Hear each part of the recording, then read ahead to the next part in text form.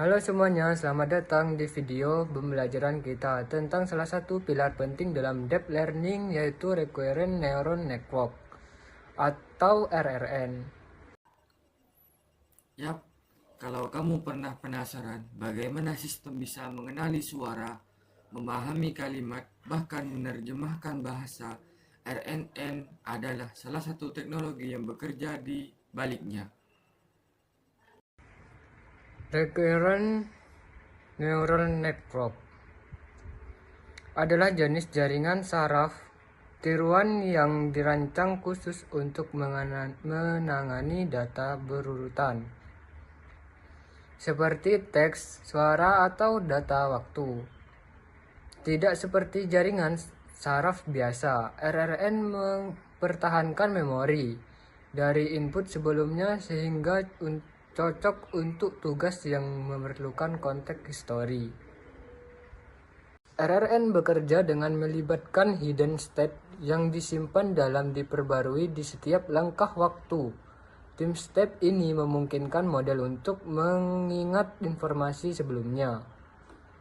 Namun, mengelola urutan ini menyebabkan ketergantungan waktu, yang membuat pelatihan lebih kompleks. Berbeda dengan jaringan saraf biasanya yang hanya memproses input satu kali.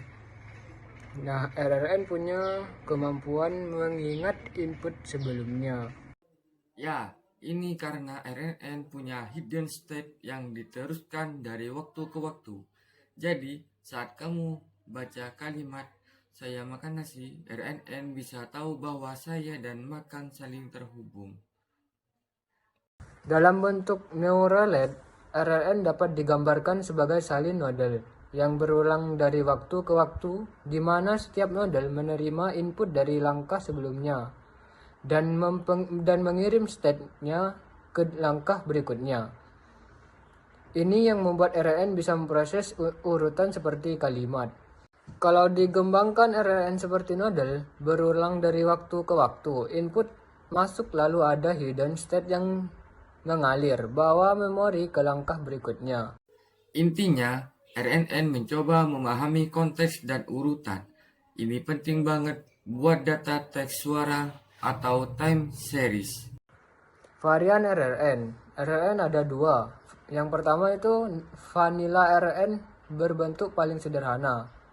Yang kedua LSTM dan GRU dikembangkan untuk mengatasi kelemahan utama RNN, yaitu hilangnya informasi penting saat sequence panjang atau long term predictions.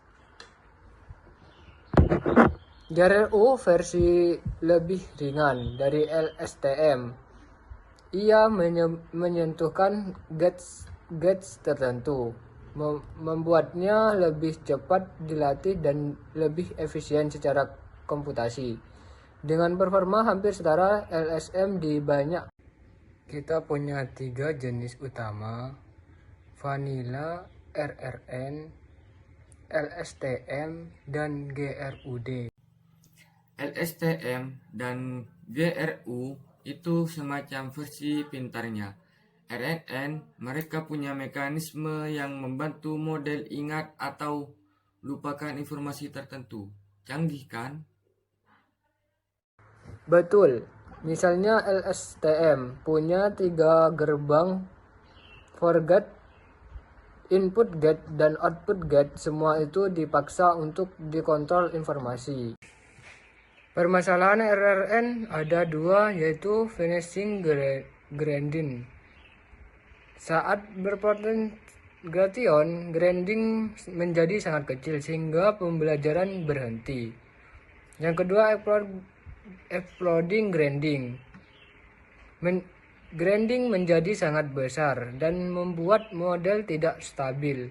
Solusinya adalah penggunaan LSTM atau GRU dan teknik normalisasi. Tapi RNN juga punya tantangan. Masalah vanishing dan exploding gradient bisa dibikin pelatihan gagal. Makanya LSTM dan GRU diciptakan untuk atasi itu, atau kita bisa juga pakai grade clipping. Aplikasi dan studi kasus. RLN sangat cocok untuk menganalisis teks atau chatbot analisis statement, memprediksi pasar saham, menerjemahkan bahasa secara otomatis, menghasilkan musik secara algoritmik. Contoh penerapan nyata RLN dan klasifikasi emosi dan teks. Promosinya dimulai dari pembersihan data, kontekstualisasi kata, lalu melalui model RLN untuk mengenali pola kalimat yang positif atau negatif. RLN itu dipakai di banyak bidang, dari chatbot, talk text, sampai prediksi harga saham.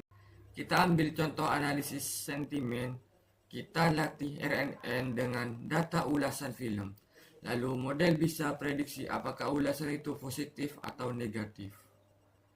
Praktik coding. Dengan framework seperti Keras, implementasi RLN dan LSM jadi sangat mudah.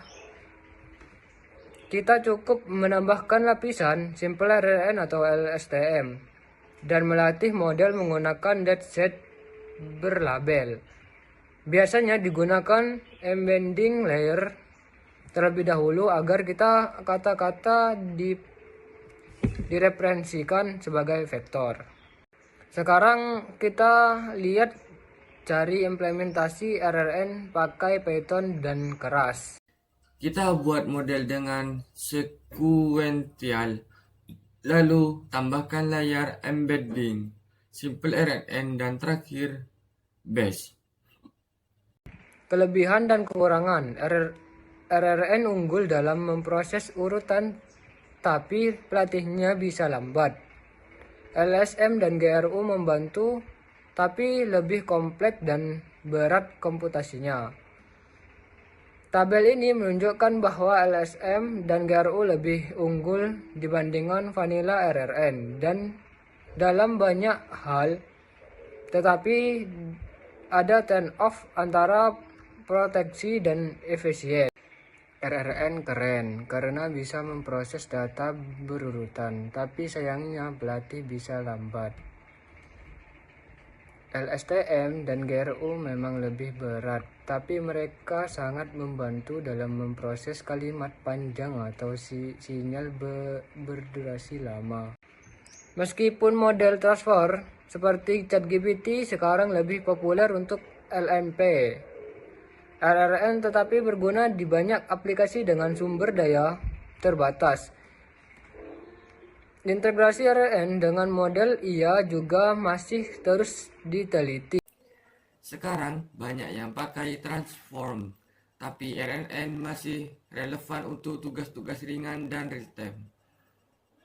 Dan yang paling penting, memahami RLN itu fondasi untuk bisa mengerti model NLP modern. Kesimpulan dan penutup, RLN adalah fondasi dari banyak model AI modern untuk data urut. Pemahaman terhadap LSTM dan GRU memperkuat kemampuan kita untuk membuat sistem cerdas yang lebih tanggap terhadap konten dan waktu. Jadi hari ini kita sudah belajar dasar RLN, variasinya, aplikasi, bahkan prakteknya. Jangan lupa latihan langsung codingnya ya. Terima kasih sudah menonton dan sampai jumpa di video pembelajaran selanjutnya.